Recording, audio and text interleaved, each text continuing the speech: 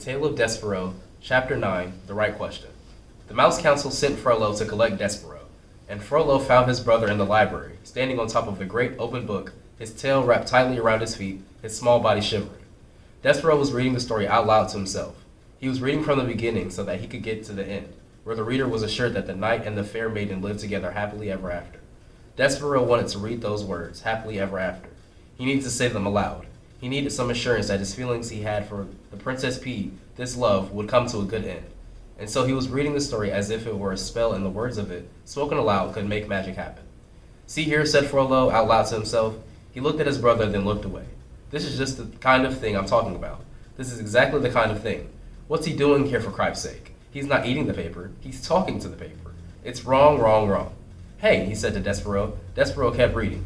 "Hey," he shouted Frollo. "Despereaux, the Mouse Council wants you." "Pardon?" said Despereaux. He looked up from the book. "The Mouse Council has called you to sit with them." "Me?" said Despereaux. "You."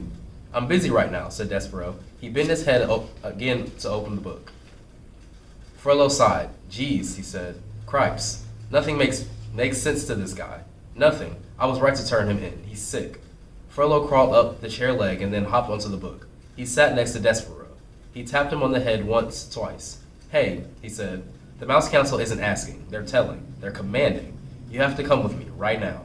Despereaux turned to Frollo. "Do you know what love is?" he said. "Huh? Love." Frollo shook his head. "You're asking the wrong question," he said. "The question you should be asking is why the Mouse Council wants to see you." "There is somebody who loves me," said Despereaux. "And I love her, and that is the only thing that matters to me."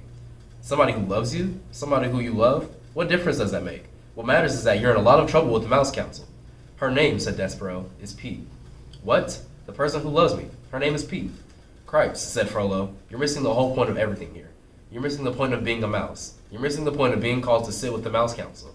You've got to come with me. It's the law. You've been called." Despereaux sighed.